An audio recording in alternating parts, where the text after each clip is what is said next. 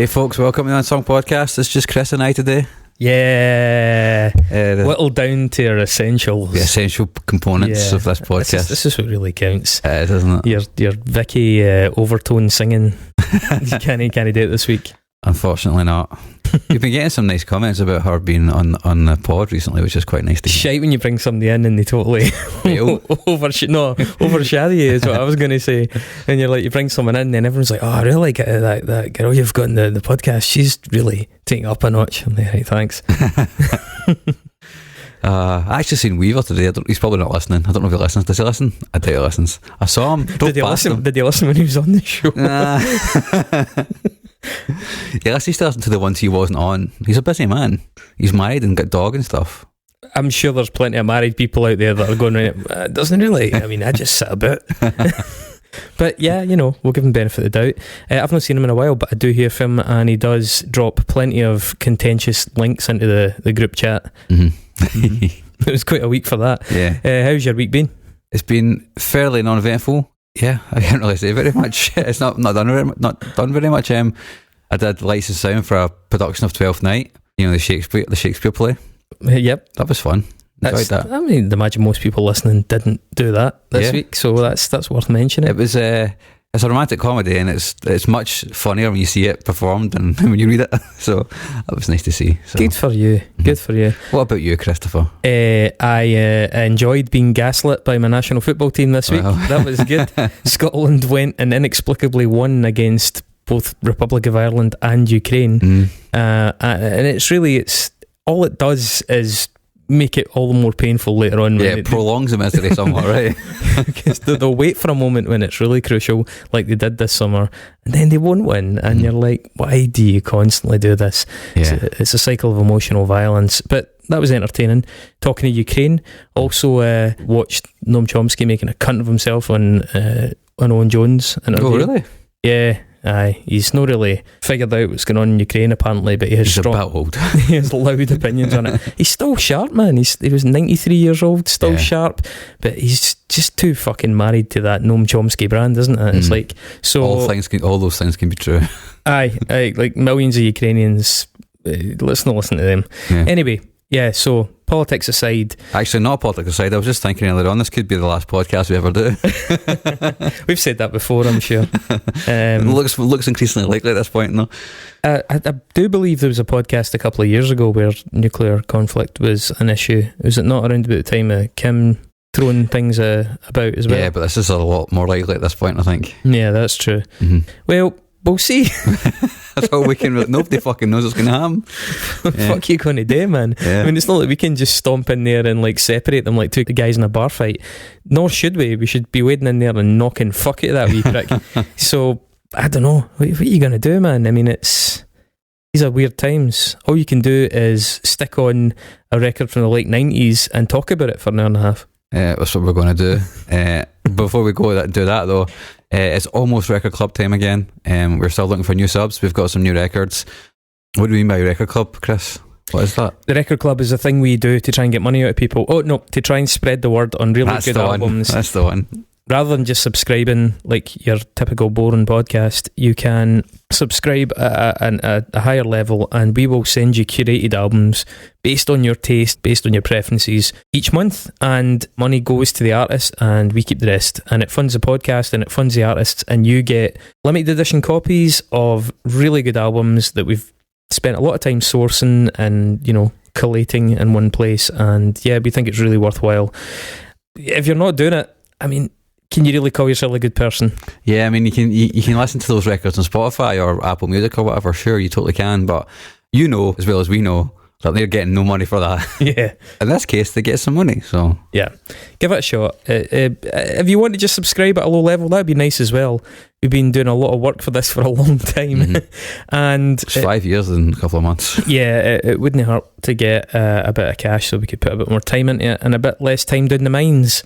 Doing the mines. Yeah. Speaking of doing the mines.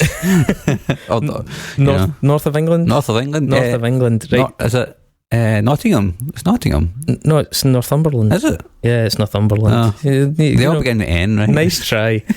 So when we started Unsung, there were a handful of albums that I had in the back of my head, and this is one of them. This has been hanging about for a long time for me because it's probably one of the most enduring records that I've owned, which I did not see coming at the time, especially from a band that at best I had a sort of passing interest in.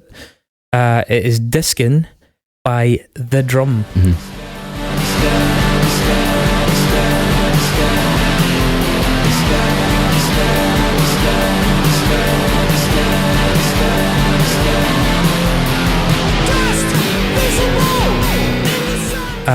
Technically, this week's band is The Drum, not China Drum, but it is also China Drum, because reasons that will become apparent as we go through this. It's worth mentioning up front, we actually got in touch with the band. We got in touch with Adam Lee, as it turns out, just to try and clear up a couple of things about the lore of the band. There's different versions and accounts and theories out there about quite why this album sounds the way it does, which is totally different to the rest of their catalogue, and the name change and everything about it. So yeah, Adam was really nice, he was really responsive, got back to us quickly so we could include it in the show, and we'll drop what we learned into it, like primary research, the hallmark of any good documentary. So do you want to tell us a little bit about China Drum then? China Drum? China Drum formed in 1989 in Ovingham-upon-Tyne, which is a wee town about 50 miles south of the Scottish border. They had 3 studio albums, 1 proper EP, and a whole host of singles, and they actually continue to release tracks to this day, albeit with a kind of slightly changed lineup. The original lineup was Adam Lee, the aforementioned Adam Lee, who played drums and sang. Very rare, that singing drummer. We'll come back to that, but have we featured many of them in the show? No, not as primary vocalist, at least, anyway. We've mentioned Queen in passing, and I suppose Roger Taylor counts on occasion, but not many others. I don't think the sound man's going to be raging at Roger Taylor. I think the sound man's going to be raging at this guy for singing and playing drums. Talking about Queen, Bill McQueen on guitar and Dave McQueen on bass, brothers. How does it go when you start a band with your brother? I didn't start a band with my brother, I just asked him to come and join my band. How did that go? It's been alright so far. I can tell me fuck off, which is nice. It must help. Which you want to do sometimes in bands. So. That is one of the things in bands, a lack of plain talking and constructive criticism. So what choices they got? The group added Jan Alkema on drums in 1998. Jan was kind of added to the lineup to let Adam do frontman duties, effectively, for the Self-Made Maniac tour, their second album, but became a full member soon after. They then became The Drum in 1998 after Jan had joined permanently.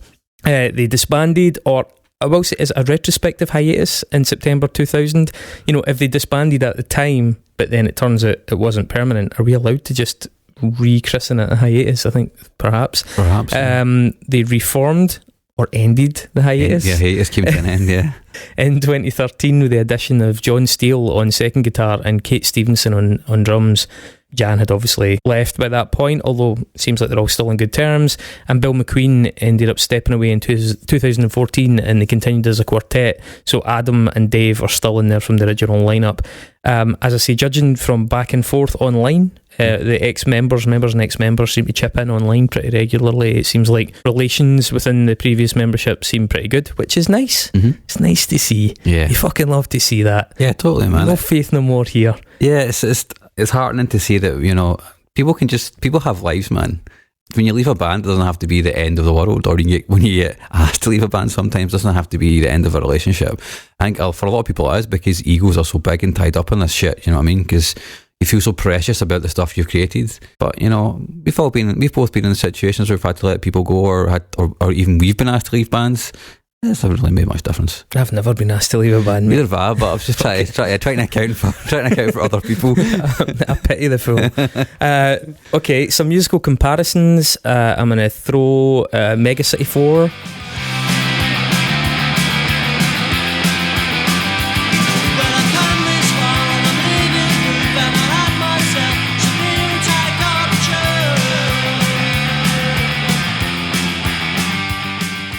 Therapy, Group Dog Drill, who I think they were quite friendly with, Care Dog, although I'll caveat that by saying the later stuff on the Turn album, and then Wilt, the band that Cormac Battle did afterwards.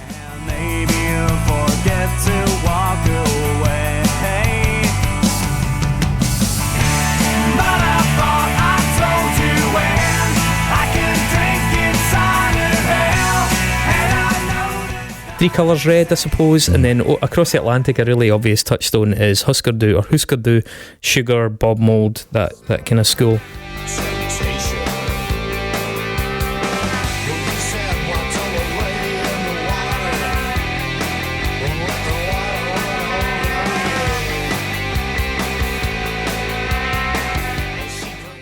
Again, a band that they have posted about on their social media quite a bit, especially Copper Blue, the Sugar album. Bands they reference, the band are big Wire fans. Again, that's coming off their Facebook, and I think it really shows. I think Diskin, in its sonic adventures, is somewhere between their 154 and their Manscape in terms of Wire, because Wire were another band that had a certain style, had their trilogy, and then suddenly they started doing all this mad shit.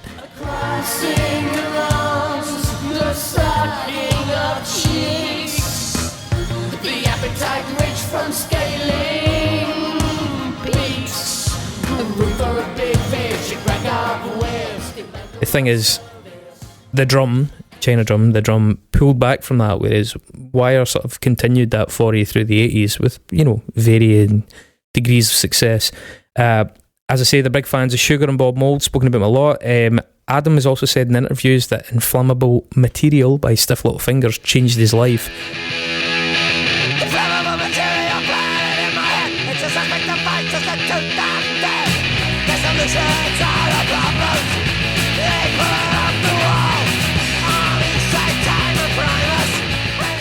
I think at one point he actually met Jake Burns at Stiff Little Fingers, and Jake Burns said that China Drum sounded like Green Day, which I think was a bit of a backhanded compliment. Adams also said that I think Mush by Leatherface was one of the band's favourite records when they were away on tour.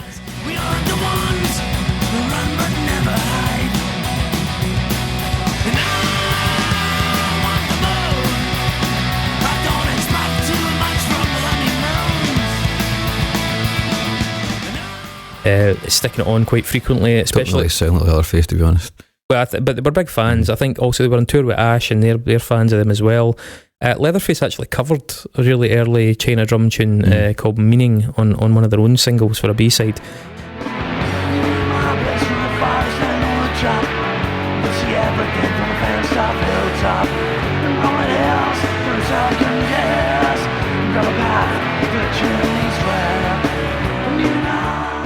To give you a little bit of context and backdrop as to why it's getting mentioned, my first proper gig outside of Stirling, so I'm from Stirling, and that is it's not an insignificant little town. It's a city. Well, it's a city now, but that's a bit of a fucking farce, isn't it? Yeah. It's not insignificant. Braveheart, embarrassing statue of Mel Gibson / William Wallace, which has now been taken down, by the way. It's got a castle. It's got a castle, it's got a monument that is like a giant phallus fuck in the sky. We all love it. But it's not got a lot of music happening. But you could see the occasional local gig. However, my first foray to the big smoke was to see China Drum at King Tut's, which used to be a good venue in Glasgow. Mm-hmm. It's still there. Enough said. I think I was maybe about 98. I was too young to be in the bar, but since when did that matter? It was largely as well because of a certain song that they covered, which we'll discuss shortly, and it was with my good friend John Ross, who has been mentioned on a previous podcast because he's the owner of the Big Country Guitar, if you remember that one. Callback. Great episodes. Really good episodes. I was asked this the other day, like, what's your most popular episode? I was like, I think generally the episode that's received the best critical response is probably Big Country, parts A and B. By Scottish people. Yeah. Anyway, the band also did a lot of shows up here, just generally. They played sleazies, and I think they were also supported by Cable.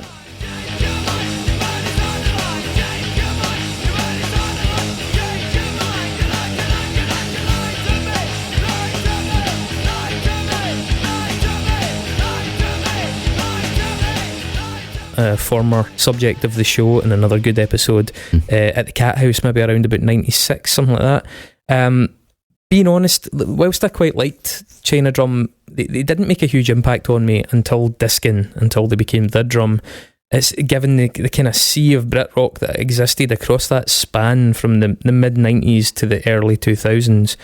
Early on, they had some decent support from influential DJs in the UK. Steve Lamacq, he's quoted as saying something about the China Drum t-shirt that said, "We play both kinds of music, punk and rock." John Peel notably played their self-released debut single Simple way back in 1993. That was their first release.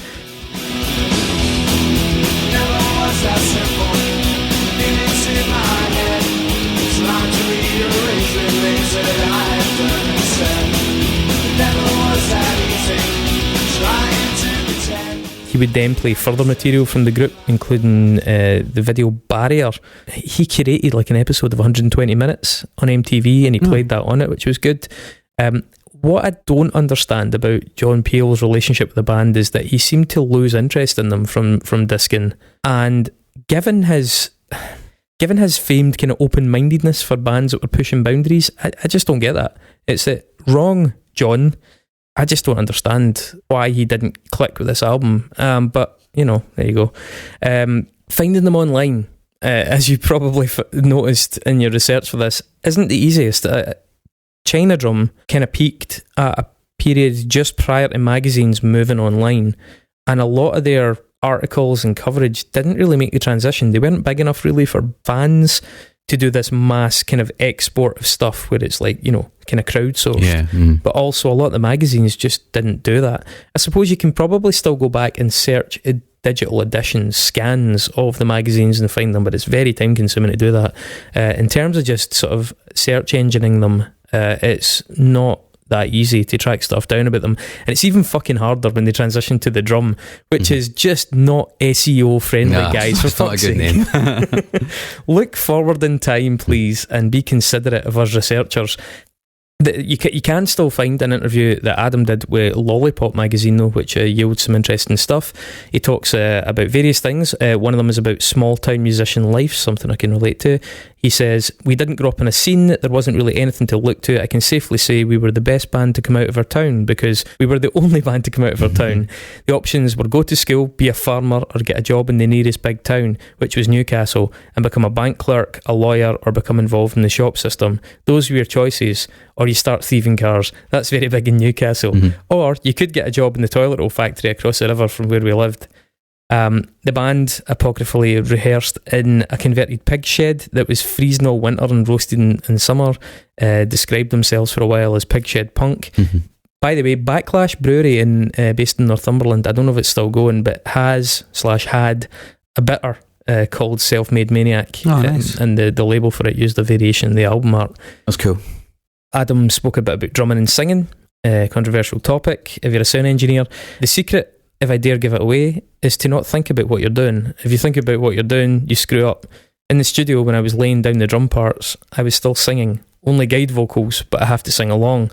Then when we went back and recorded vocals properly in the singing booth, luckily the lights were off so no one could see me making a complete tit of myself. He was also asked if they ever recorded stuff on the records that they then couldn't do live, and he said flatly no, they would only record things that they could actually also perform.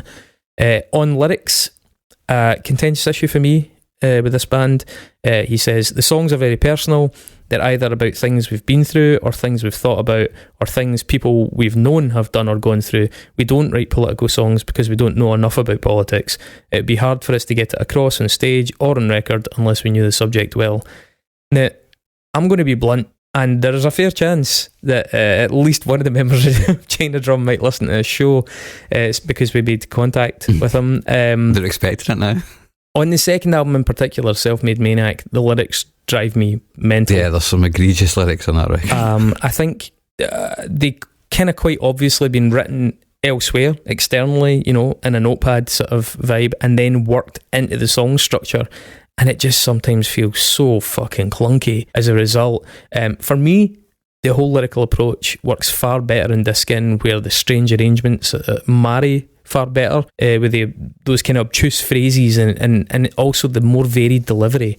I think the way that they're delivered, the kind of muttering and all that kind of stuff, it's really, really interesting.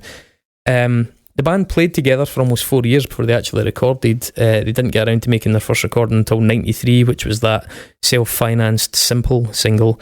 It was pressed into, it was just a few hundred copies of CDs and sold out pretty quickly, pushed along with aid for the likes of John Peel and Steve Lamacq.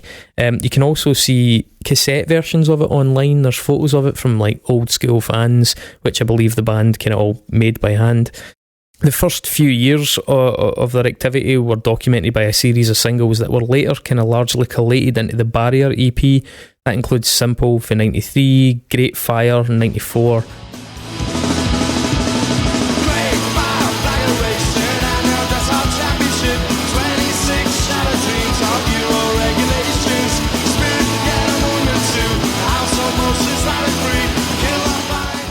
Pictures in 95.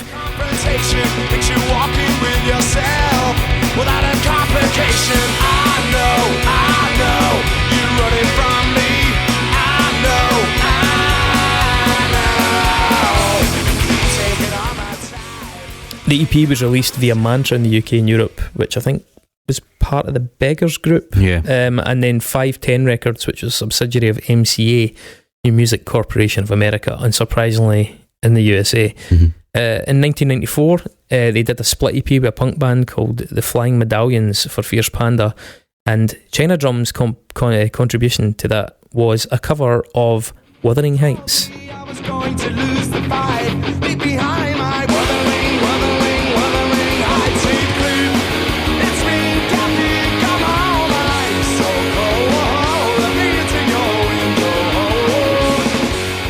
window. Fairly well known song by Kate Bush. Very fucking good cover. It's something that we've mentioned on the show before. We actually did a cover version mixtape where that ranked really highly in the discussion, and it's also just cropped up as just general bangers in conversations in the Christmas episodes. That cover eventually brought them to a lot of people's attention. That was actually the reason I ended up at that show in Glasgow.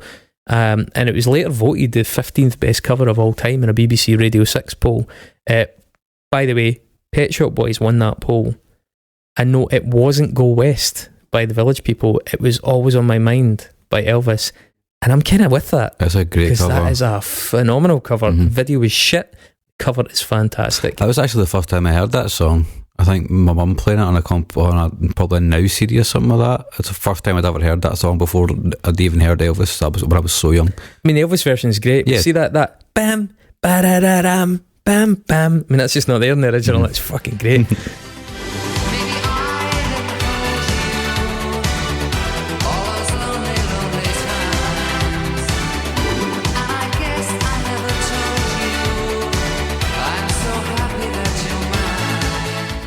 Anyway, not to get too sidetracked, Adam spoke a bit about Wuthering Heights, the reasons for it. He said, I'm going to really irritate you with my answer when he was asked why that song. I don't know. I've always wanted to say that in an interview. Actually, Bill and I both have that Kate Bush album, so he was just playing it and we all joined in. It just sounded amazing when it was pumped up, so we decided to record it. It's such a good song. We wish we'd written it.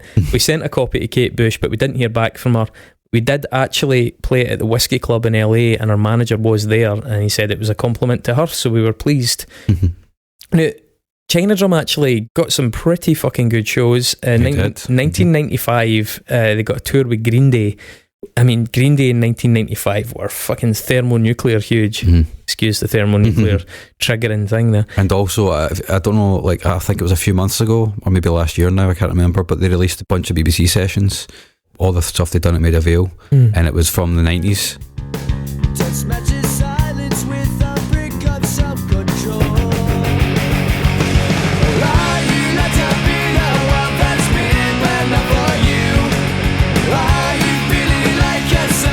Like, they were unbelievably tight. It's like scary how good they were. You know, I know it's only 3 guys and it's not exactly the hardest music to play, but it's note perfect, and they were untouchable in that era.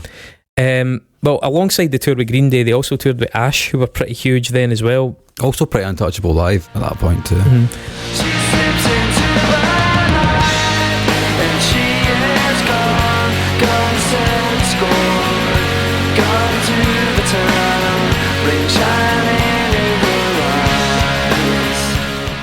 And Supergrass, also pretty fucking huge. So these are like really good shows, and actually I kind of quite like all those bands as well. And, I know we're kind of on the fence about Ash, but at that point I loved them.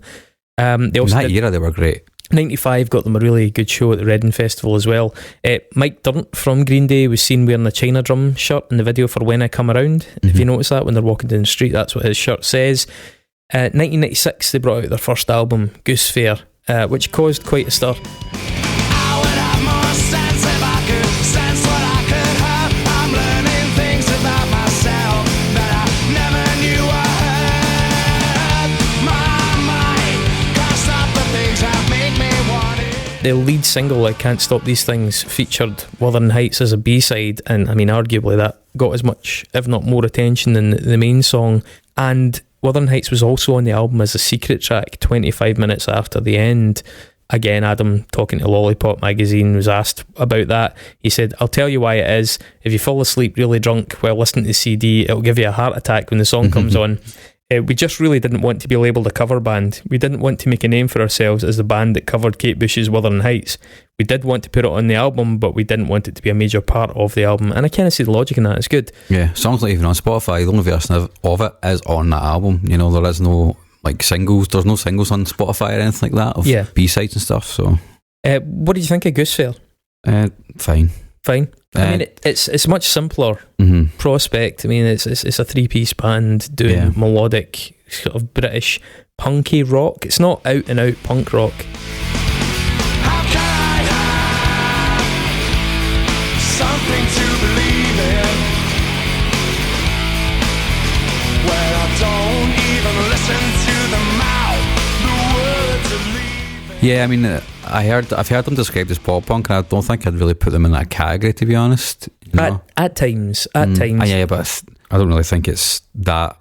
Alt rock is probably closer, to be honest. It's like labeling Ash pop punk. They kind of are, but they're not really. You know, I thought it was fine. Like I find the vocal quite annoying, if I'm totally honest. Yeah. It's like you say, it doesn't really deviate. And that's not like he's got a good voice. Don't get me wrong. And I'd often wonder if there's part of that is to do with drumming as well. Yeah. As a singer, generally, it's quite difficult, you know, to be like to do complicated vocal things and get them right live. You know, you want to make it as easy for yourself as possible. Hence, why a lot of punk bands have really simple melodies and stuff, because they focus on getting that across. But yeah, Can't Stop These Things is a good song. Also, really liked Fell Into Place. If we don't, we're gonna stay here on the shelf. That's where I should be, looking down at you, making promises like politicians do. The Meaning's okay as well. That's the one that was that the one Leatherface covered? Yeah, that's the one. I think it was. Yeah. Even I could be pretentious. Even I can give it meaning. Even I could be pretentious. Even I can give it meaning. It's a good song. That had been a B-side on their very first thing, and they must have redone it. But yeah, it does hew much closer to that American alt rock vibe in that era, you know. Yeah, which is fine. But just a lot of punk bands, my favourite punk bands, they have some kind of complexity in them, be it like a melodic vocal or, you know, a nicely arranged guitar and bass part or whatever, or even drums. A lot of times it's drums. And they're all these guys are all great players with some good ideas, but it never really pulls together in a way that's engaging for me. Yeah. You know? I don't fall out with it. I mean, it's very of the time, and it certainly has nothing even approaching the lasting power for me of what they went on to do. Now, shortly after, I think it was August of 1996, China Drum became the first British band to play Sarajevo. Wow. Following the end of the siege. It was at the Cook Club, or Cook Club. Cook Club has other connotations, I guess. The second band, by the way, to play Sarajevo was dodgy. But who's booking these tours? Well, apparently they made arrangements via the army, who actually helped them ship the gear over. They had like loads of stuff. It was a deliberate attempt, obviously, to show support and try and bring some normality back to the people of Bosnia, or Bosnia-Herzegovina. They released the Wipeout single in 1996. I actually quite liked that song. Now, I can't remember where it was I came across it. I don't think it was the single. I think it either appeared in a compilation or a cover mount CD somewhere. But it's a bit harder and a bit darker than much of the earlier stuff. Don't forget tomorrow when you're wiped out.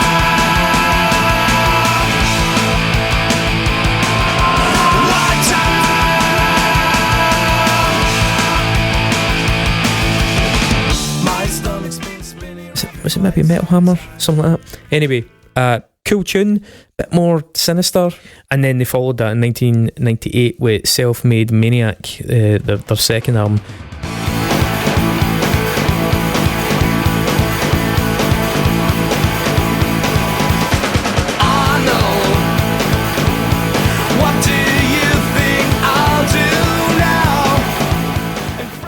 Again, talking about covers, Fiction of Life, the single off of this, features a cover of Crowded House's Fall at Your Feet. Oh, really?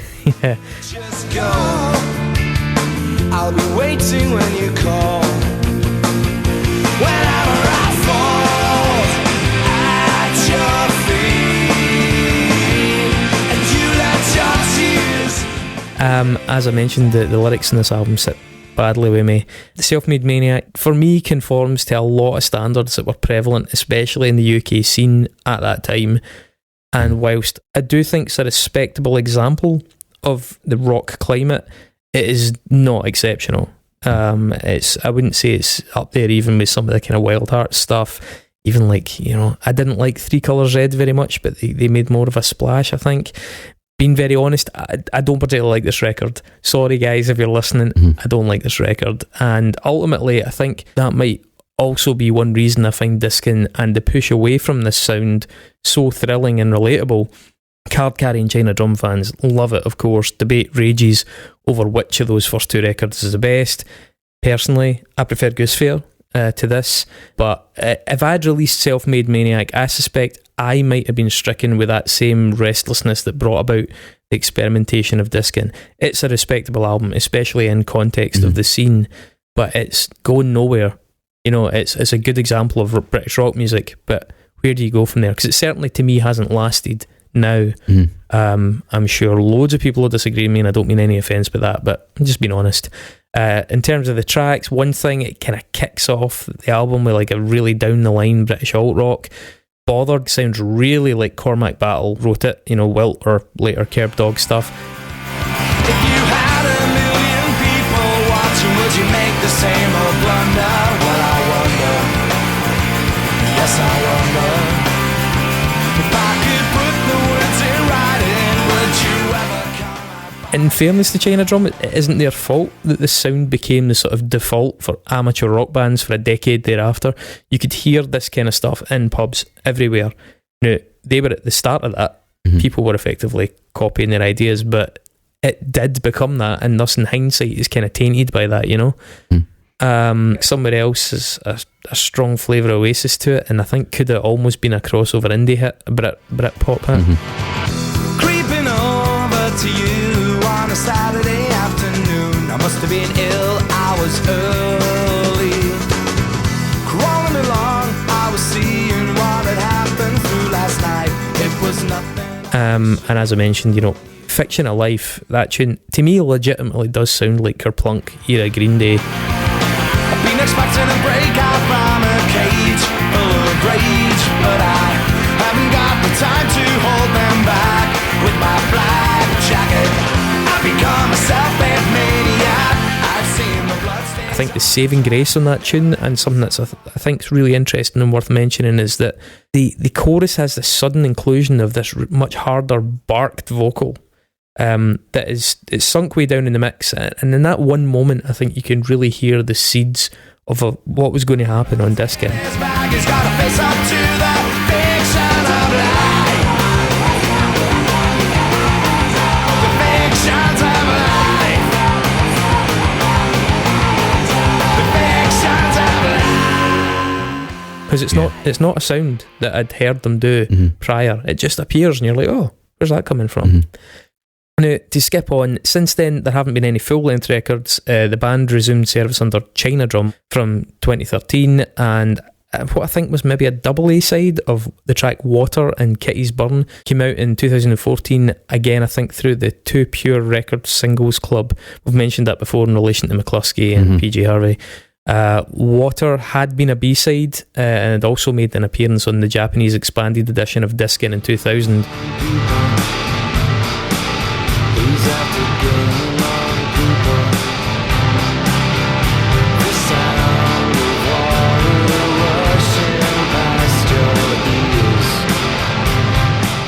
but they re-recorded it with their new lineup.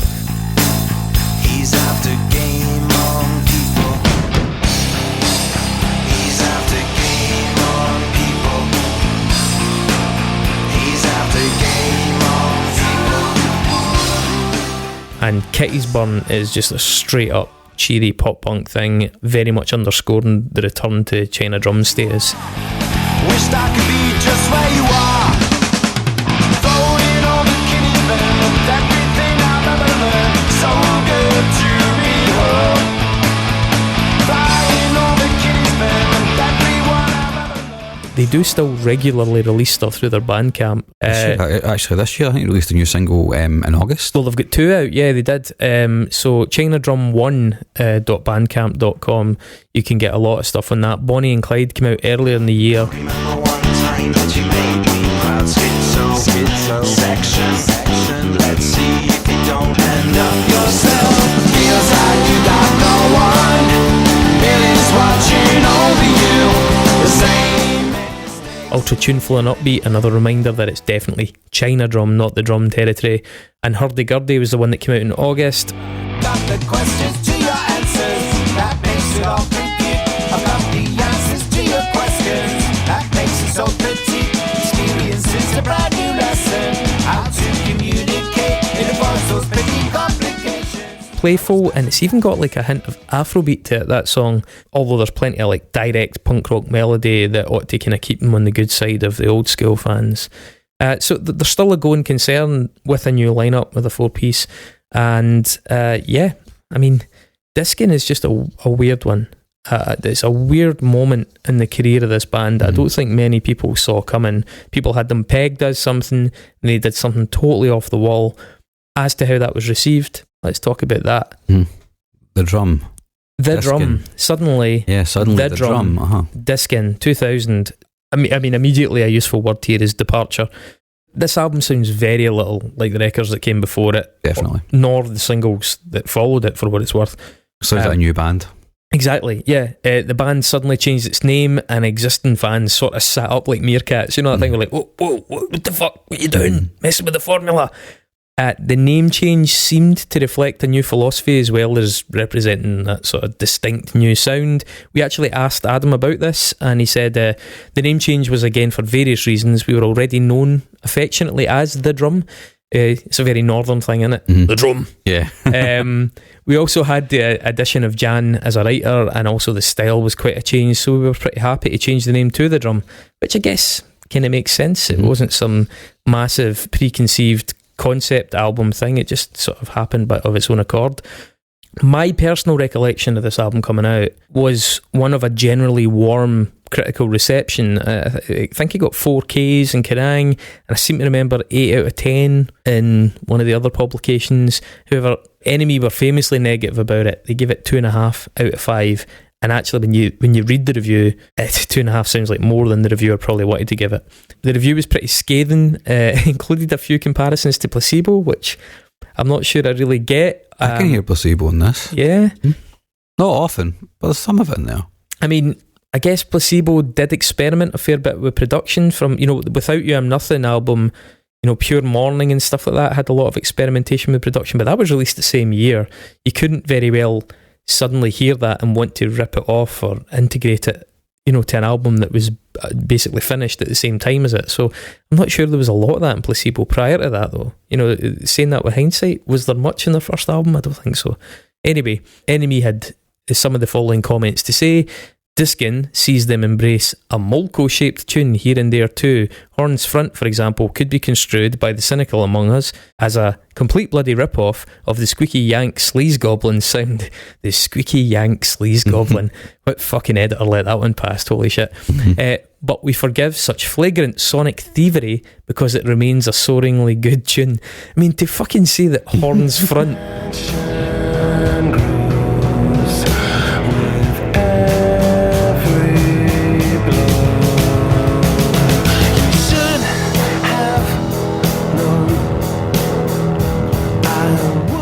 Horns Front is flagrant sonic thievery of Placebo is fucking absurd. But anyway, they go on, and boy do they go on.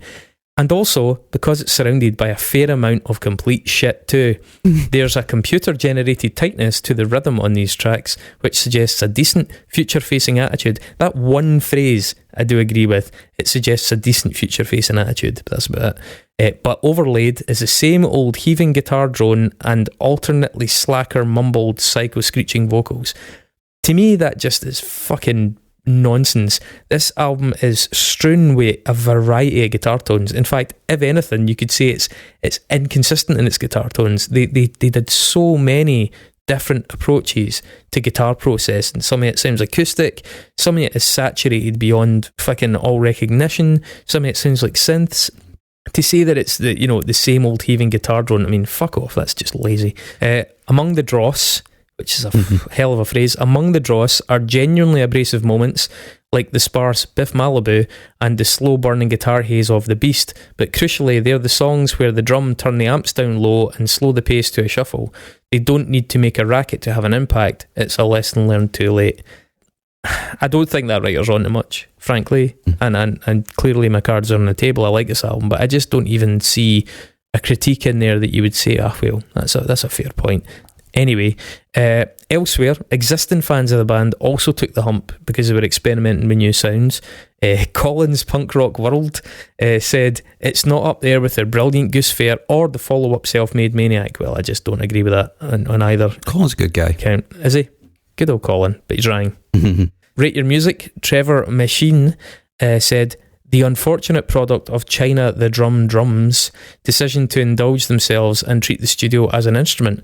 Fuck's wrong with treating the studio as an instrument? What's a studio for if not for treating it as an instrument? My God, man, every album has to sound like the Ramones. Imagine. Even the fucking Ramones treated the studio. They weren't Phil Spector, for fuck's sake. Anyway, unfortunately, this is him, not me. Unfortunately, they made the cardinal and much repeated error of parking their arses behind the console before writing any decent tunes. A few clever tricks. There is little to nothing in the way of melody. On first spin, this CD seems abjectly tuneless. Here, the guitars have been detuned, digitized, and deconstructed. These experiments needed great vocals over them to give them life and emotion, something that China Drum's vocalist was incredibly good at. On Diskin, he's conspicuous in his absence. The only solace is that I paid £2.50 for a mint copy. Pretty snide, but he's saying that he thought China Drum's vocals were excellent up until this point and not good from this point on. Personally, I think the exact opposite. I think the vocals before were totally fine. They were completely functional in a kind of British pop rocky band. He's a good singer without in any way being spectacular. On this record, they really fucked about with the delivery, and some of it I think is absolutely fucking inspired. I love the vocal use on this. What's your reaction to any of those critiques? I'll put a couple of good ones in a minute, but I'm curious about the criticisms. The things like saying, using the studio as an instrument, and I mean, it does feel as though to me that the record was assembled as opposed to written and recorded in the studio, that they'd done multiple takes and cut it together, but that's not a bad thing. This is like a completely like off the wall comparison, right? But come with me on this journey. Why Can't This Be Love by Van Halen was a jam that was then cut down and turned into a song, and it sounds perfectly cohesive. That's using the studio as an instrument, and that's I really like that song. It's a great song, and that's happened throughout history. Loads of bands like the Beatles famously doing that, like religiously. They were one of the first to do it. So if you don't like that kind of music, then fair enough. But I think if you're a fan of two records and then this hits you, maybe the same thing happened to John Peel, to be honest. Like, it's not what you expect, and your expectations like, well, I don't want to engage with that because it's different, and don't really give it the time of day because it's not the band that they liked. If you come at those critiques from that point of view, then I guess that might seem fair to fans of the band. But I think if you take the discography as a whole, and obviously in hindsight, I think we're past all that kind of bullshit, to be honest. Talking about John Peel, actually, I wish I knew how he felt about the album Heads Will Roll by The Fall, because I think there's a really interesting parallel here. John Peel fucking loved The Fall. Fucking couldn't get enough of The Fall. And when they brought that album out, the track Blindness on it in particular has a lot of similarities to stuff like The Beast on this, the ultra saturated tones and the really unusual production approach in it.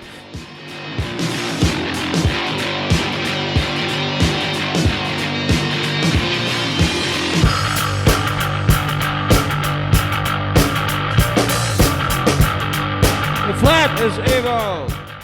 I wonder if John Peel warmed to that.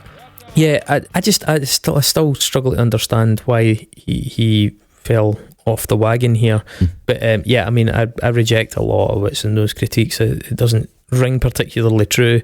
There are some folk that got it though. Scruffy Theory has a thing called the Overlooked Classics series, which is pretty good. And as part of that, they said the influences on this record are much more diverse and interesting than the pop punk by numbers of their previous albums.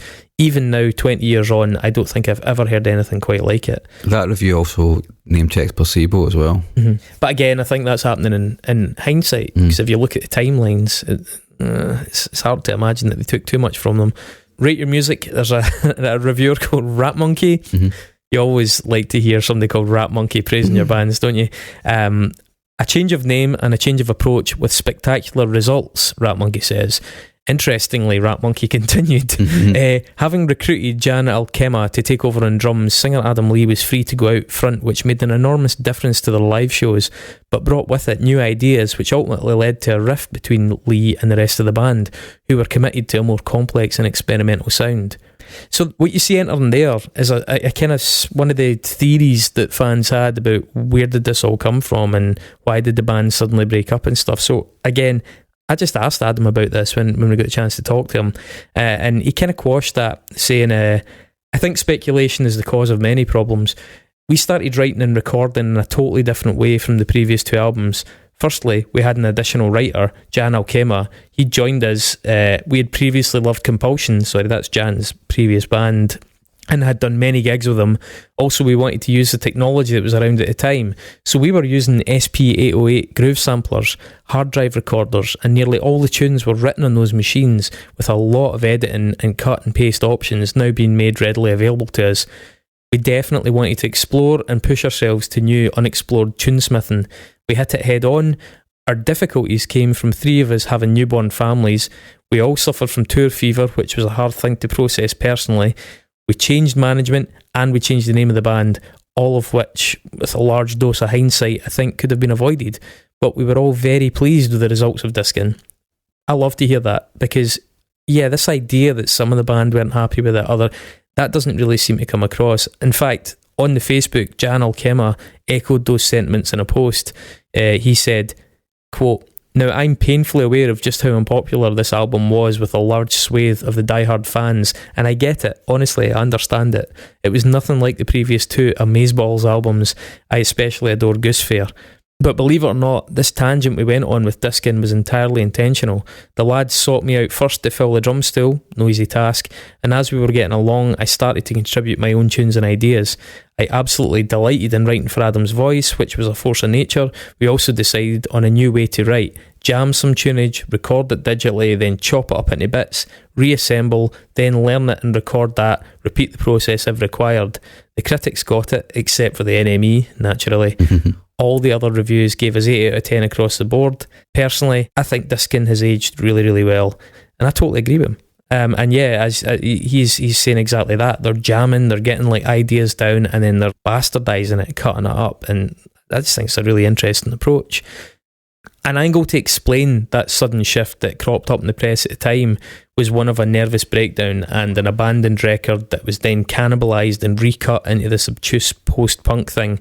Basically, that Adam had heard a new album forming, he felt totally disconnected to it, and so basically cut it up into bits and then reassembled it like a kind of post-punk hostage note. Do you know what I mean? That they'd had these tracks that were taking shape, and he's just looking at it going, I don't want to do this anymore, and then just had a freak out, butchered it, and then built this Frankenstein record from it.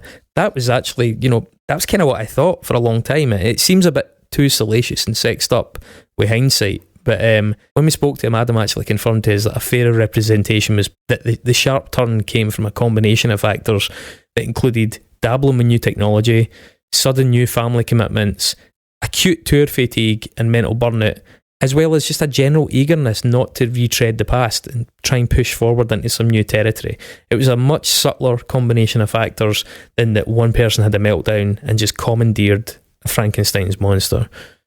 So yeah, that seems to be the genesis of this project. I do think we should probably mention the album art, because frankly it's a bit odd. This giant looming elephant and sparse design. Adam said to us, we wanted to have a striking image of a bull elephant with, quote, horns front, a stance that portrayed a calm and yet frightening power. And horns front is a bit of a centrepiece here. But let's look at the tracks. Yeah. Can I just say, one of the things that really struck me about this album when I was listening to it the first time was, it sounds a hell of a lot like Nine Inch Nails. Yeah, there is a fair bit of that. I mean, which I wasn't mad about at all. No, it's a Trent Reznor approach to production anyway, isn't it? Totally. Maybe more that kind of the Fragile era. Absolutely. Yeah.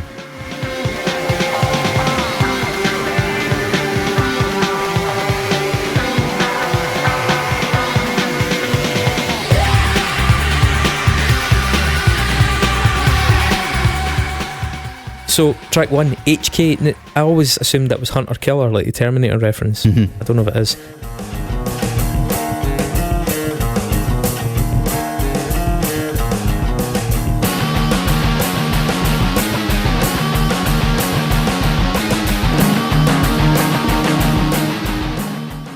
I mean, I'm going to ask this a lot, but who the fuck is this? Like, who the fuck is this music? Because this is not fucking China drum. I mean, right from the start, that beat, the mumble double vocals, the acoustic guitar, and the weird muddy bursts of saturation.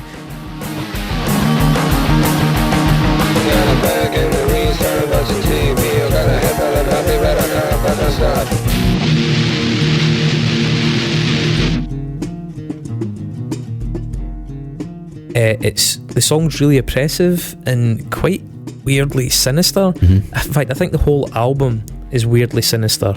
There's a slow filtered fade up as well in the middle that goes into this big explosion that I think is just masterful.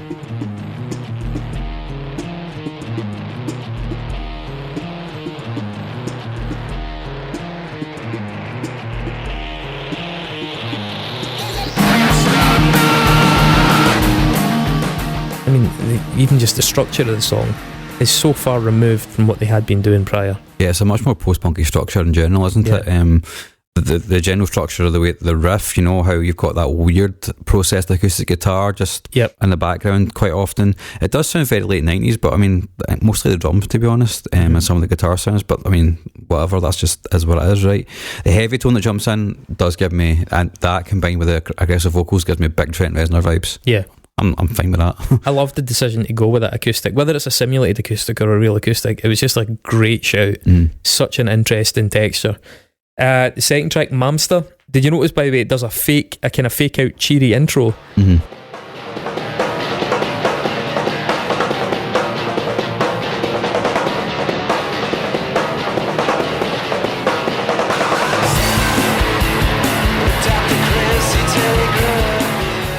It sounds like it's going to be like, oh, they're going to do a pop punk song. Yeah. And then it completely changes and goes into this minor key thing. There's loads of choppy guitar harmonics in this one. I think the guitars often sound just really de-eyed, which gives it that sort of later wire quality as well. There's a line in it, there's a tree going across the river, how wonderful. Like, the lyrics are a lot more obscure. They're a lot more about suggestion, and, you know, they're less in your face. And it definitely works in their favour. There's a lot of parts of this record where you can't hear what's being said, and to be honest, I kind of don't want to know what's been said. Not because I think Adam's just intrinsically a bad vocalist. I like that mystique. I like the sort of making up your own words to the sounds thing. There's some really bizarre drum EQs on it as well, the dropouts that really heighten the impact of some of the louder bits.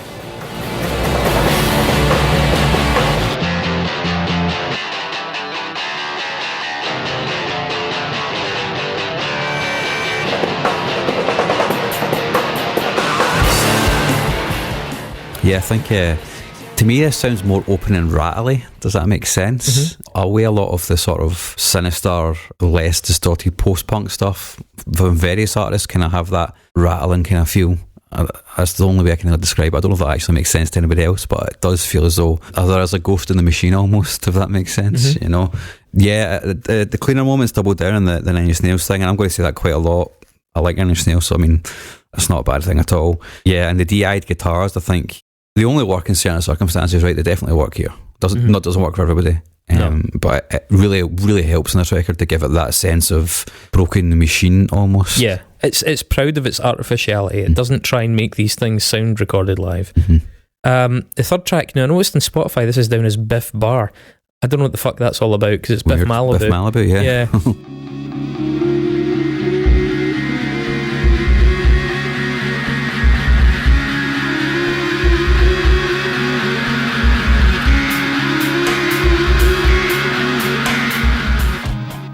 Really trippy vocal process loop kind of echoes all the way through this song that I really like. The guitars in it are a bit seasick. They've got this really slow flange and detune effect on them that I think is quite clever. They drop out and then there's a huge fuzzy burst at about 2 minutes 15. Yeah. Cause it's brought on display. Cause it's brought on.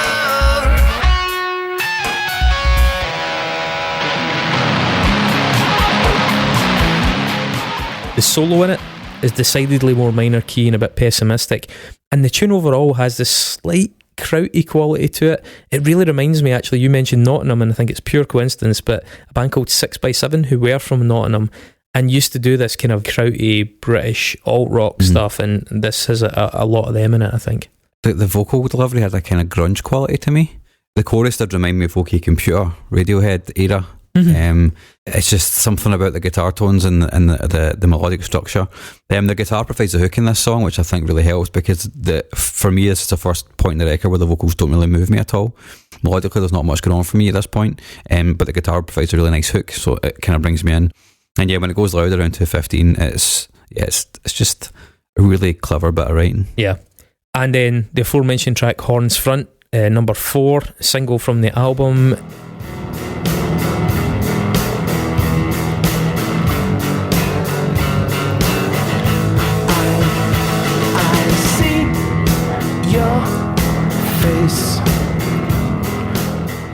Didn't cause any kind of chart splash, but as a song I really like it.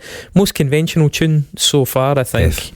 I love the false start on the vocal that's in the mix. See, the more you listen to this, the more you'll notice it. Adam started singing too soon, or it's like an earlier take or something, and they've just left the mistake in there.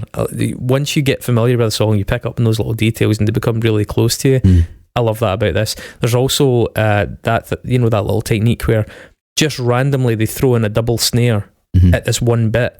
It's the kind of thing, I mean, they do it in like Everywhere by Fleetwood Mac. There's just this bit where he adds like a little bit of extra drumming in it, and it just once perfect becomes a hook. You're waiting for it in and of itself. There's a wee melody in the chorus. It's a really thin one. It's hard to tell if it's a guitar or a synth.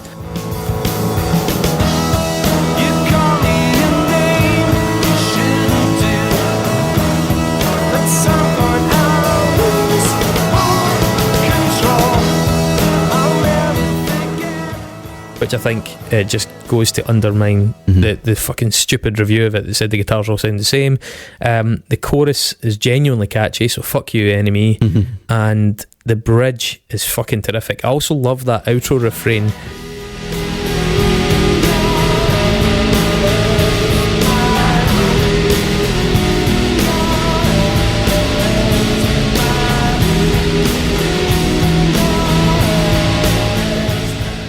And I've never known what the fuck he's saying. I used to always think he was saying Maria, but he's probably not saying Maria. I probably should have asked him when I had him on the phone. I like the lumbering rhythm of this. You know, it does feel a bit grungy. Actually, maybe a little bit Smashing Pumpkins-esque. Yeah. You know, I think they started to do a lot more electronic feeling stuff as well. Absolutely, that's a good point. After what was it? Machines and fucking Machina, the something of God. That kind of period. Yeah, you're right. It did get a bit more industrial almost. Yeah. For me, this song isn't as interesting as the other ones in the record, but it's a single, so I mean, I suppose you're taking less risks with that. The vocal melody actually reminds me of Bowie in some places. Which, Does it? Yeah. Interesting. And see the guitar solo.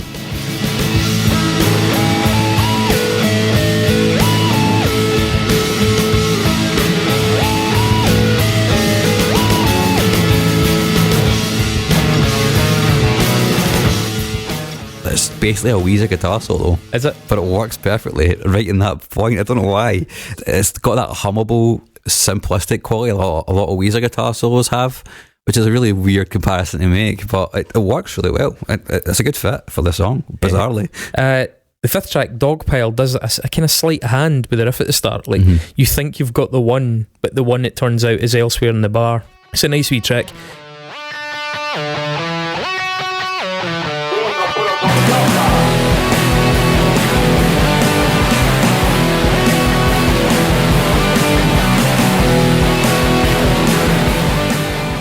This song has flavours of the rather ripped album by Sonic Youth in the verse. Another previous episode of the show, by the way. Control the cracks, the road will make and fall, spilling these thoughts into the surface where he swapped his role. Then as he's turning back, the whole world crashes. Great use of guitar overdubs in this one. The druggy, overlapping, slacker verse vocals are excellent, and there's a bit where they actually cross over into a melodic change on the guitar and bass that I think it's about 1 minute 20. It just fucking rules that bit. It's really clever writing.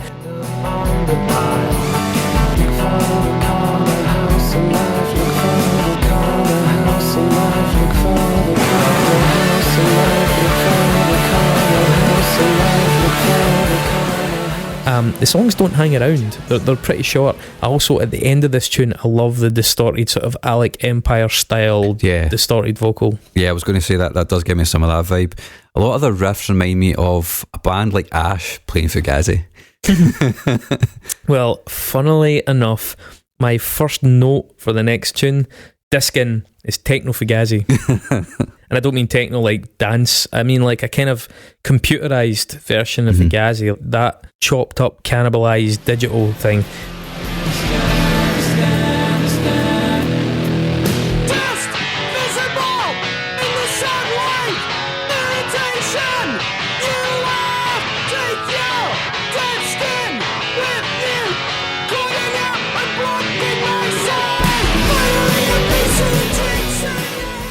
Genius hardcore version of this. I mean, it's got a legit hardcore flavour to it.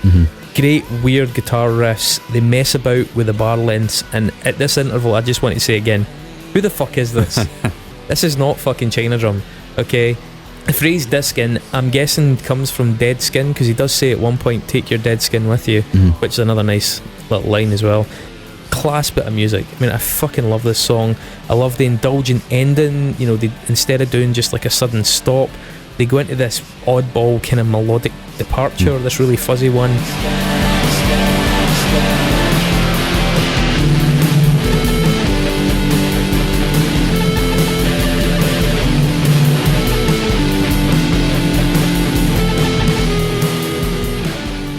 And there's also about a minute and a half of weird saturated drum machine and kind of trippy guitar lines at the end.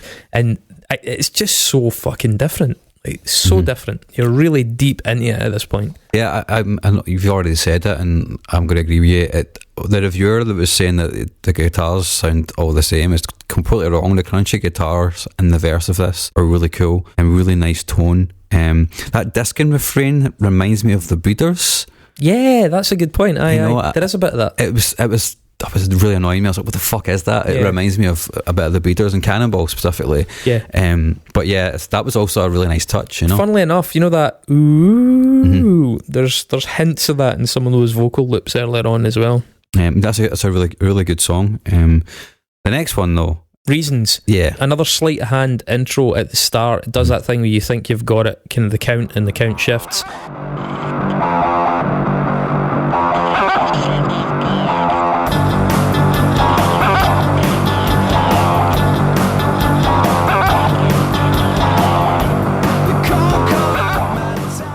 Furious fuzzy bass tone in this one.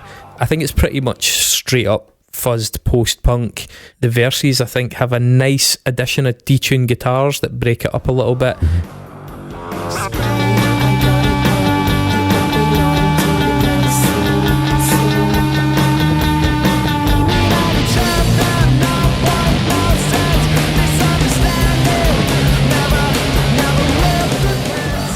And and that strange looped fuzzy bass guitar line is the twisted spine of the whole song.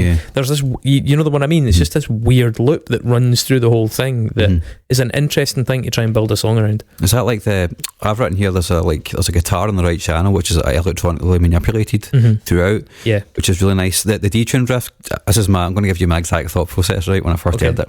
That detuned riff sounds like a new metal riff. I don't know what that's all about. But then there's the two vocals that are harmonised in each channel just before the heavy bit, which is pure Nine Inch Nails. Actually, it sounds like Nine Inch Nails. Which is fine. The structure as well is very Nine Inch Nails. Do you think we should have started this again and just said they're a pop punk Nine Inch Nails? With a bit of Fugazi in it. Yeah. Track 8, Cake. Back in town, doing that bookstore thing. Frisco. Anyway, back downtown, doing the bookstore thing. Again, oh man, who the fuck is this? Like, I who did the not fuck like is this song, man. See, but I think this is up there as a sort of, it's almost like a sacrifice, right? This tune is a bit of a palate cleanser. It's a pacer track. And I know, like, bands like the Butthole Surfers used to do tracks like this. We'd have this little oddball vocal sample track in the middle of a record. Then you can love it or leave it. But the tune itself is equal parts sort of Sonic Youth Beck and then almost Minor Threat vocal.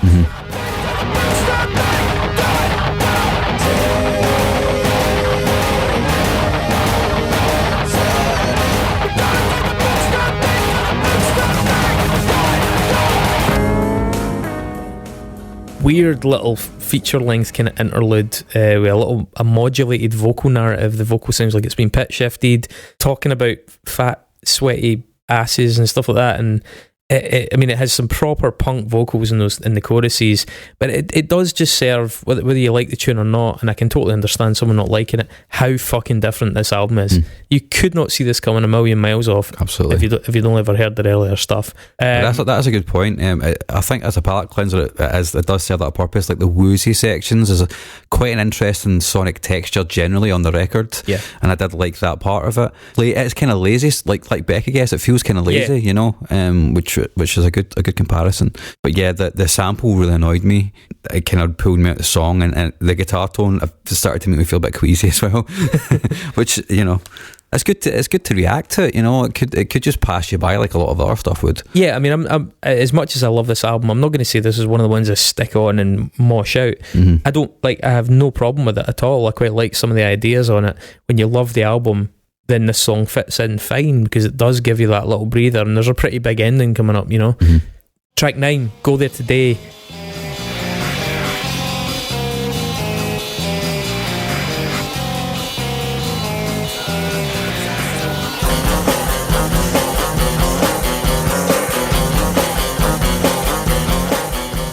Really mischievous little guitar line at the start. It's good. I love what they did with the production and the hi-hats. It's a very unusual decision, but there's these clanging hi-hats really, really high up in the mix, which just works.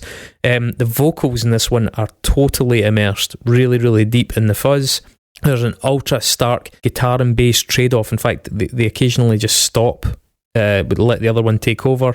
There's a bit in it where he says someone different, and just before he finishes the line, these fuzzy guitars roar in over the top of it, and the vocals drop even further into the mix.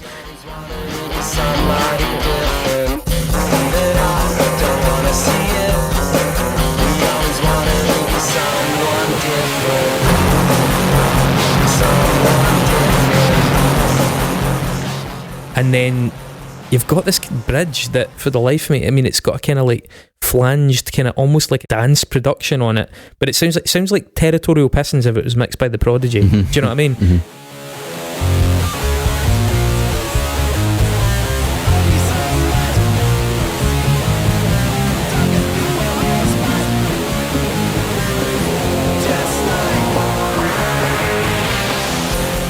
And you want that to explode, and it kind of builds up like it's going to explode, and then the song just ends. It's like a total post-modern fuck you. We knew what you expected to happen here, and we could do it and it'll be awesome, but we've decided not to do it. Fuck off. And that's going to become crucial. That decision in my conclusion on this will be relevant, so stick a pin in that. I was a bit baffled by the clean surfy guitar tone at the start, but I did like it. It just sounds really out of place, but it works in the context it's so of the cheeky, song though. I love the bass tone on it. It's dirty bass done right, you know. And when the abrasive guitars come in the heavier sections, both the tones just sit really nicely together, you know. And it gives it this not heavy but like just horrible feeling, which I quite liked. Mm-hmm. Now, track 10, The Beast. Mm-hmm.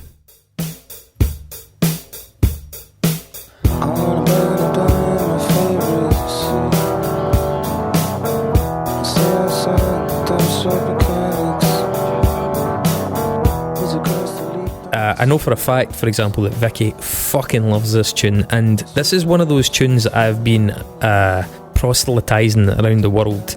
I get this on as many fucking playlists and under as many people's noses as I possibly can. I fucking love this song. It is, I mean, initially aptly named because it's the biggest track in a lot of ways on the record. It's the longest, quintessential slacker vocals in it.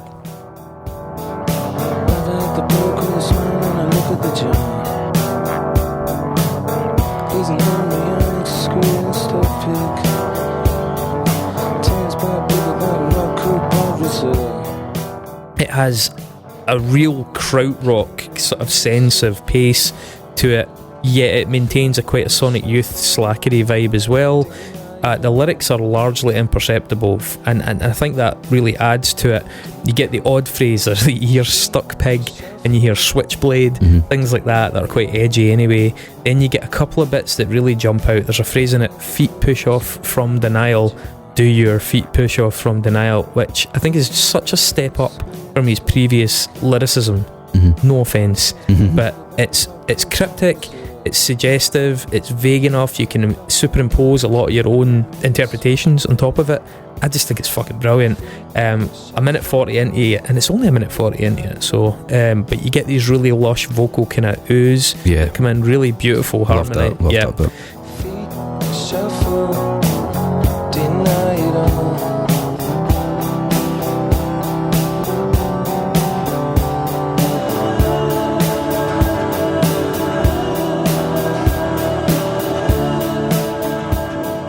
There's also like a pervasive air of menace that I think's aided by lyrics like "Clear the coast for the big wave." You know, that kind of sense of dread.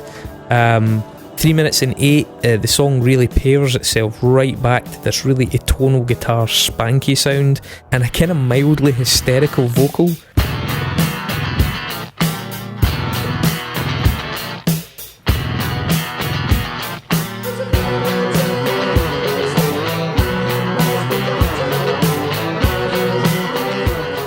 Like falsetto but slightly deranged before this wave of the saturated guitars just crashes in.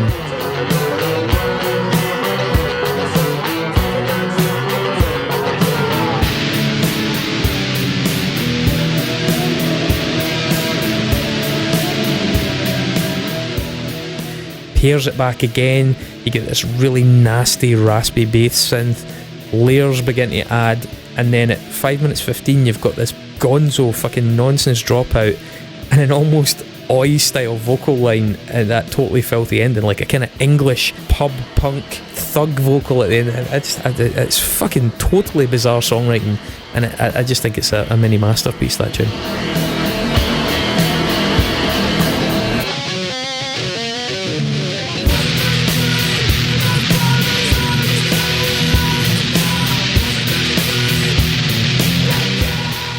It's a really good song. The guitars of the chord choice at the start reminded me a lot of Nirvana. Maybe the progression, or maybe just the choice in general. That falsetto vocal we were talking about 140 is really nice. It's a really good touch, and the song itself is quite hypnotic, just generally. When a lower vocal comes in, that's when it gives me a lot of Nine Inch Nails feel, and then the guitar tones that I've written here are a bit like Nine Inch Nails meets the Pumpkins, which is not a bad place to be, really. That's a place a lot of people were at in the 90s. That's true. I like how this song just has time to breathe. This is quite an urgent record, or maybe not urgent. It's restless, quite a restless album, right? And this is not a restless song. It just takes its time to get to where it's going to go, and that happens to be multiple different destinations. When the outro, when it gets noisier and noisier and noisier, and then comes back down again, and then bring in different layers of guitars and electronics, it reminded me of Killing Joke or Minstrel. Good. You know, Killing Joke's a great reference, And then that outro leads really nicely into the energy of the next song.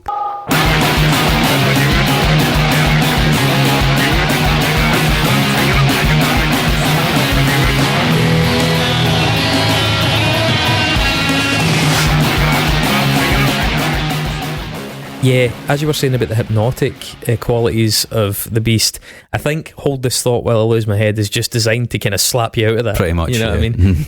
Reminded me of March of the Pigs by Nine Inch Nails. It's got that kind of like nihilistic fucking feral vibe to it, doesn't it? It's like an anti-palate cleanser. It's designed to fuck up your palate. Yeah, and another really kind of hardcore punk vocal ending. Like, this is simultaneously their most electronic and experimental, but their heaviest album by quite some measure. Definitely. Yeah.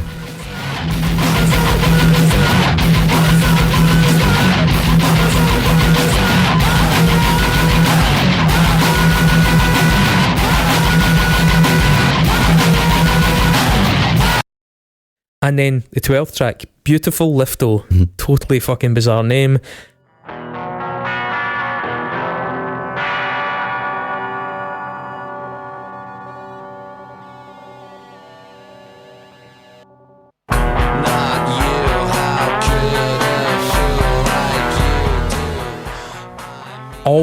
Always reminded me of the song Sunday by Sonic Youth from Thousand Leaves, partly due to the tones, partly because of the pacing.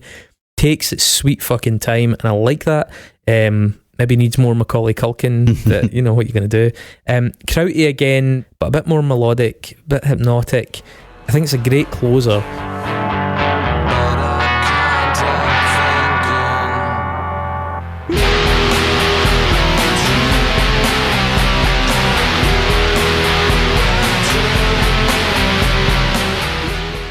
And again, it's a song that has something kind of pervasively cynical, bordering on a kind of nihilism throughout it.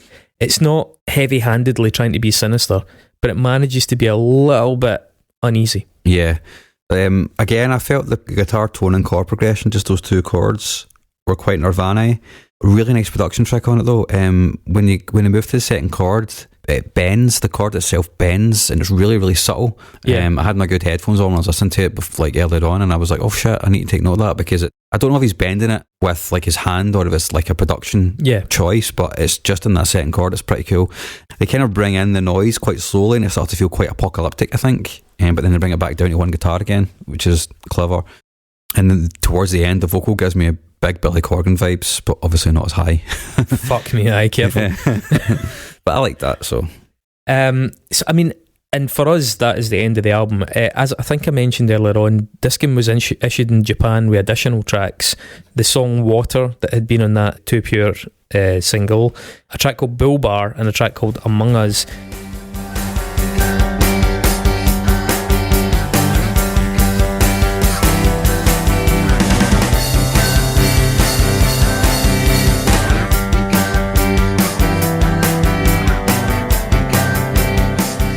All of which are actually really good. Bull Bar in particular, which was also I think the B-side to Horn's front single, is very good.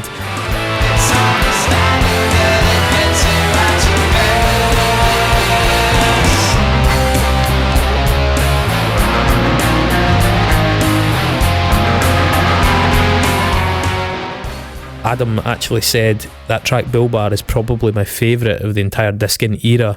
I think it was a B-side used in one of the singles, and when I asked him why didn't it make the record, he just said it was a combination of preference and record company. It was a difficult choice. I would have preferred it on the album. But yeah, and I mean, with this record, the other thing that I think we have to mention is that the album was followed by this rather strange partnership supporting suicidal tendencies on tour. I think many people around the album, especially people that felt like they'd lost their way or whatever, saw that as further evidence of a confused identity and maybe even a kind of professional misstep. I am surprised at the pairing. China Drum at this point seemed like they would have been far better alongside even like Pitch Shifter or something like that, you know, these kind of open-minded alternative acts that were trying to modernise their sounds and do interesting things. He did say though, we had a great time with them, but you would do suicidal tendencies. Yeah, well, he said they also had, quote, full bore tour fever with loads of like laughing faces after it, which I think means we were fucked. But yeah, looking at this record, as I said, this is one of the ones that I always had in the back of my mind for this podcast. I'm glad to be able to pull the trigger on it. It is, to use the word again, a total departure. I actually appreciate the fact that the band changed the name. It does keep this record more distinct. It's weird going to like the Spotify. You look up Diskin or the drum. You have to look up Diskin, I think, to get it. It's one name, one album, discography, one album. That's it. It's like a really distinct thing. Mm-hmm. We did this one thing. There's no singles. There's no remixes. Fucking one album. I quite like that. It's more anomalous. It's a good band. China Drum were a good band, taking a gamble that was divisive to the extent that, I mean, it contributed to almost more than a decade of absence. Not by itself, there were more circumstances involved than that, but it's certainly the weird reception and the weird direction and the sense of where do we go now must have played a part in that. To me, it's a great example of how taking risks can produce something really enduring and special, because as I said, I'm afraid I don't think the other two records have a timelessness to them the way this does. It's the only drum related album, China or the drum related album, that appeals to musos. I mean, whether you want musos in your audience or not, you know, I'm sure a lot of the punks don't want musos at the shows, but it just does. It's got so much going on, and it's, you know, if you're a production geek, it's got a lot going on in that respect as well. It gave some really interesting insight into the mind and the influences of a band that were kind of otherwise too easily dismissed as pop punk or Britrock, I think. And so it's pretty valuable, whether it's your favourite record by them or not, in terms of making them a band that had a bit more depth to them. Nobody says that about Three Colours Red. I mean, nobody fucking talks about Three Colours Red now, full stop, anyway. But nobody says that about them. Nobody says, oh, they were a band that had some really big ideas and tried some interesting shit, because they didn't. It's inspiring to me in terms of production and boldness. It actually puts me in the same kind of mental place as people like Millionaire, who had a similar sort of deconstructed approach to guitar rock and alternative pop and stuff like that. Without doubt, it's one of the most enduring records I own. I probably listen to this more than Nirvana, which is the band I was sort of famously fucking satirised for by all my friends for fucking decades. And yeah, I guess much of what I bought and listened to at that age seems quite naive and trite. This album never has. I don't get a beamer when I put it on. In fact, I quite like putting it on to fuck with, what is that? You know what I mean? It's really interesting. You can't tell when it's from. Going back to just a couple of comments I made about the weird kind of nihilism that surrounds it, and some of the lore that sprang up about it. Was there a nervous breakdown? Did they just hate each other? Blah blah blah. Because it does have this weird atmosphere of cynicism and nihilism. They don't seem like nihilistic guys. They seem like really gregarious, likeable folk. Actually, really outgoing and friendly and down to earth. But there is a real sense of cynicism that runs through this. It's fertile territory for kind of those theories to spring up. There's disaffection in there. There's even disregard for convention. It's like at times, such as the ending of that tune, they could have just played to the crowd and said, here's that big ending that you want, but they were like, nah, fuck off, you're not getting it. Here's the next tune. Here's a weird bit. Here's like a minute and a half fade out. And like, these are all things you do if you're not playing the game. And at this point, given that they were a band that seemed quite comfortable playing the game, suddenly they seemed like they were snubbing it, and maybe that's why people kind of were like, there must be something wrong with them. So I don't know, I just think it's special. It's really timeless to me. It's really enduring, and I fucking absolutely think we should give as much credit as possible to anyone that's as willing to take as big a risk as this with their career, because whether or not you think it worked, it's commendable that they at least attempted it. Yeah, I don't really know what I could add to that. I think for me it wasn't what I was expecting, because people who listen to this podcast know my process is I kind of start. I listen to everything apart from the album we're doing until the last, make that the last thing, just so I can put everything in context. And this is the last thing they did for a very long time, and it doesn't sound like them at all, really. Especially now, because they sound a lot closer to what to their first two records than this. I like that it exists, and it exists in the place that it does. I like that they did it. I like that they took a risk to do it, and also quite enjoy how out of the blue it is for them, you know. I love that kind of shit. It's one of the reasons why, again, this is going to be a weird comparison again, but it's one of the reasons why I think the Holy Bible stands out for a lot of Manics fans. It's almost the opposite though, right? Because that's seen as one of their best records because it sounds so drastically different from everything they did before and much of what they've done since. Yeah. And there's actually probably some shared DNA and approach to this and that, to be honest, as well, now that I think about it. And I like that. You know, I like it when bands do that. And it sucks when it doesn't pay off for them critically or commercially, or I guess with their fans, I suppose, in this instance, because it paid off for them critically. It seemed, I thought it was a thrilling record to listen to, and wasn't what I was expecting at all. And I like that. I like it when I get thrown a total curveball, because I was a bit when I heard the first 2 albums, I was like, where are we going to go here? You know, where's this taking me? Because I don't know if I'm going to be on board with this. Yeah, good job for them for doing this, and hopefully they're proud of it still, and proud of the legacy that it's left. You know, it's aged the best of all their albums. So nice.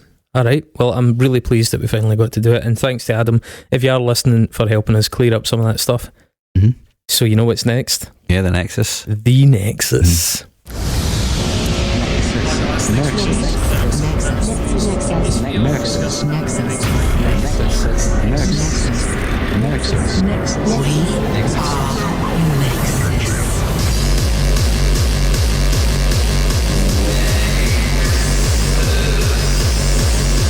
A complicated series of connections between different things. So, the Nexus, where we take a suggestion from a member of the audience and try and join this week's band to that suggestion in as many entertaining steps as we can, or sometimes in as few steps as we can, of your mark. Mm-hmm. The Nexus this week is Dr. Emmanuel Bronner, as chosen by Catalyze on Twitter. Soap maker. Was Emmanuel even a doctor? I think the jury's out on that. Emmanuel, or Emil Bronner, head of Dr. Bronner's Magic Soaps, a fairly inspirational American company selling soaps sporting motivational messages, and founded on the basis kind of a belief in the good in humanity, the innate good in humanity, which is particularly commendable given that Bronner had fled Germany in the 30s during the rise of the Nazis, and he unsuccessfully tried to convince his parents to join him in the States, which they didn't. Their company in Germany was seized by the authorities and they died in Auschwitz. Bronner's last contact with him was apparently a redacted postcard that said only, "You were right, your loving father." Fucking brutal. Oofed. Yep. So Emmanuel Bronner, Emil Bronner, thanks Catalyze. I will go first. China Drum covered the Rupert Bear theme tune. Fuck knows what that sounds like. Rupert and the Frog Song is a short animated film from 1984 written by Paul McCartney. A detail I didn't actually know, and includes the track We All Stand Together, a detail I did know. Sadly we all know that. Paul McCartney, Paul McNartney was in the fucking Beatles. He was. Can you believe it? Can you believe it? Of all the folk, all the people, they were a famous band. He's so jammy. Aye, they were pretty well known, right? Well, good for him. I'm sure he got in them on merit. In the very late 1990s, the band Low were known for covering the Beatles song Long, Long, Long at live shows. Do you know the track Long, Long, Long? I do. Is it good? It's. I mean, I like it. I don't think you would. Savvy. Alan Sparhawk and Mimi Parker of Low are both practicing Mormons. There's an asterisk against that because especially Alan's Mormon faith has been complicated over the years. He's got an interest in history with the religion, as well as Apache history with his own mental health, as he freely admits. I came across one story actually that I thought I should mention, which we didn't ever mention on the Low episode, which we've done obviously. And this is about an episode when he was doing drugs, which I think he was a little bit guilty about with regards to his religion. And he says, quote, "I essentially came to the conclusion that there was something cosmic going on, and I was this character in what was about to go on, the end of the world. It had to do with realising that I was the Antichrist, that I was this lightning rod of what it means to be a flawed man. I closed my eyes and I stopped speaking for a couple of days. I was going to stay there being out in the wilderness where he'd apparently gone with a friend, and wait, because Christ was coming, and I somehow had to exist in the earth for him to exist. So yeah, it was getting really weird, and then my friend dragged me back to town and convinced me to go to hospital. I went in for a while, and then I opened my eyes, started talking again. In many ways, it was the most powerful experience of my life. Unfortunately, it was also crazy." You know, the Mormons believe that we are living in the end times, so part of that does make sense if you're a Mormon. Well, I mean, if they've been watching the news, you can't fault them on that. The first Mormon and founder of the Church of Latter-day Saints, Joseph Smith. was Joseph Smith. I mean, I actually didn't do my due diligence there and say, is he the first Mormon? Is there some kind of weird technicality where technically he's not a Mormon because a Mormon is a follower of Joseph Smith and thus he can't be? But anyway, give us a bit of leeway. We're winging it. Brigham Wright might be the first. Brigham Young. Brigham Young, sorry. No, we didn't really properly check that fact. So. Tell you what, if you've got a problem with it, subscribe to the podcast and then we'll listen to your complaint. Aye, bet you we don't hear anything. Right, Joseph Smith had a son. Joseph Smith Jr. Called David Hiram Smith. Hiram is his brother. Hiram, of course. That was Joseph's brother's name, yeah. With his first wife, Emma Hale Smith. I say first wife because Joseph Smith is thought to have had up to 40 wives. Yes, polygamy was a big thing. Yes, as well as being, quote, sealed to many other women, a few of which were as young as 14. By the way, when I was reading about this, sorry, another deviation, I discovered in the 1840s the age of consent laws in the US put it at between 10 and 12 years, except in Delaware where it was 7. History is fucked. The world was an awful place and anybody aspiring to a golden age is a fucking fool. Right?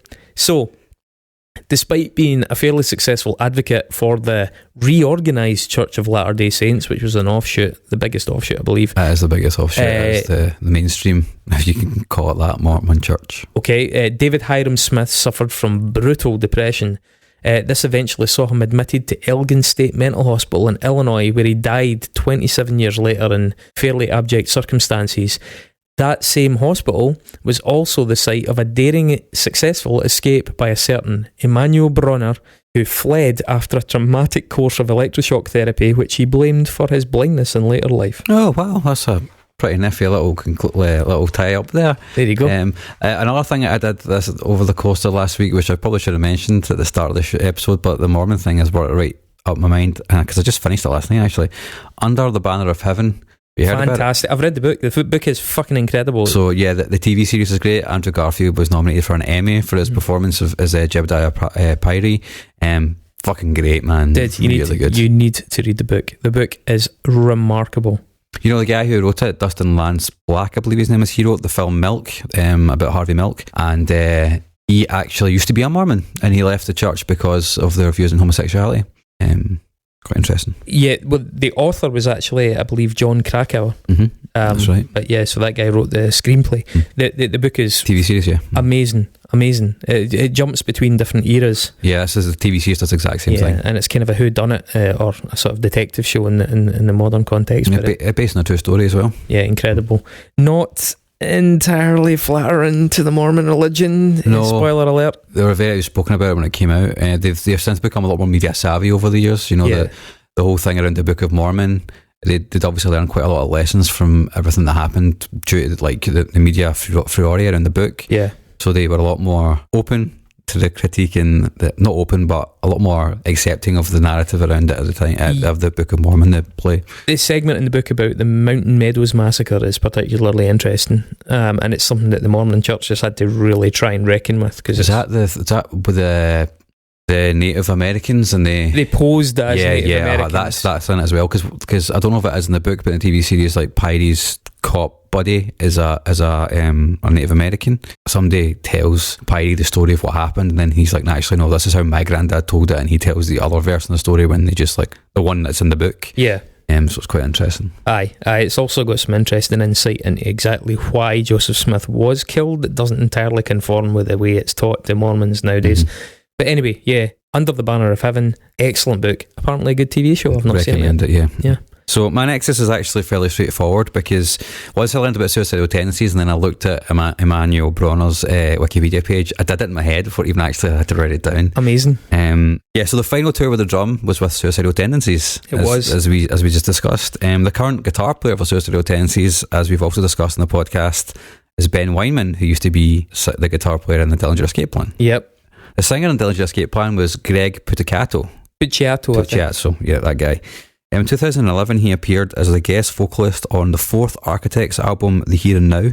He appears in the last track, Year In, Year Out, Up and Away. His vocal part in it's actually really good. It's the really high pitch sort of screaming stuff he does, which is like pure, like nails in a blackboard brilliance.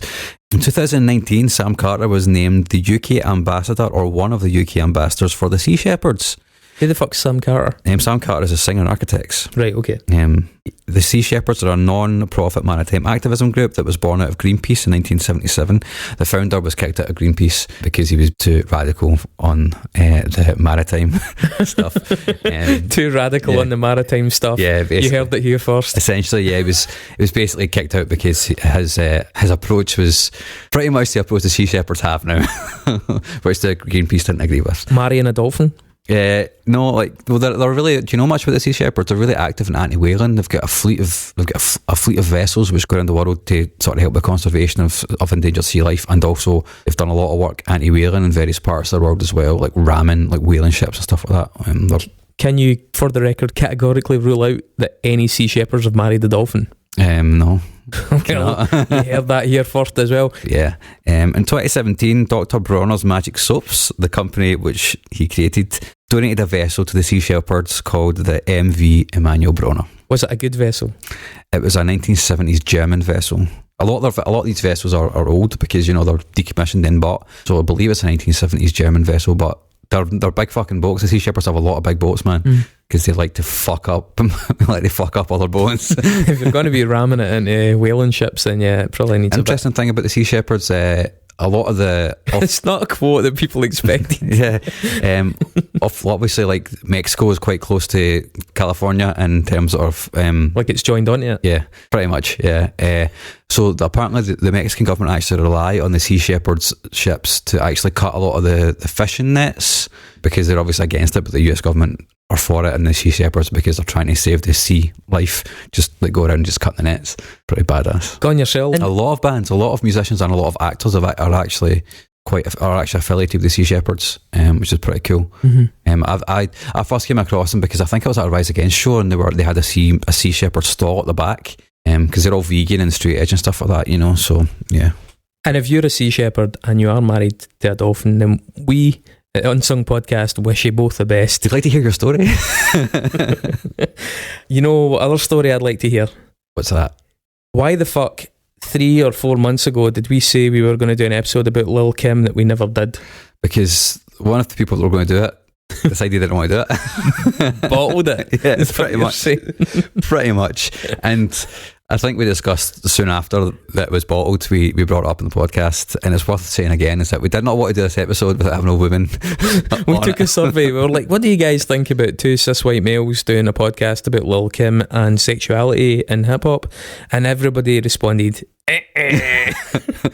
So that was an internal veto between both of us, to be honest. We've managed to finally mix up the chromosomes and get somebody with proper academic qualifications in for an episode regarding Lil Kim. And what's the album? It's Hard Space Core. Hard Space Core. Yeah. And we will be joined by Marissa Androvic coming back after her controversial turn for Brand New. This is going to be controversial in a different kind of way. She was quite the hit, so she clearly doesn't mind taking chances with her reputation. Yeah.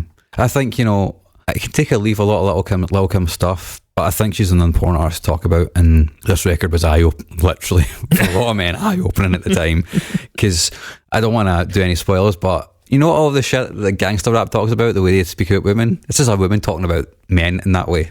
People weren't ready for that shit back in 1995. I don't think they probably still aren't, to be honest. Yeah, but I'm not. Yeah. But yeah, we don't even need to draw a nexus either, because way back when we teased that we were going to do that episode, we did draw a nexus, and it was courtesy of Crag, and it was Burke from the show Trapdoor. Okay. So we're going to nexus Lil Kim to Burke from Trapdoor.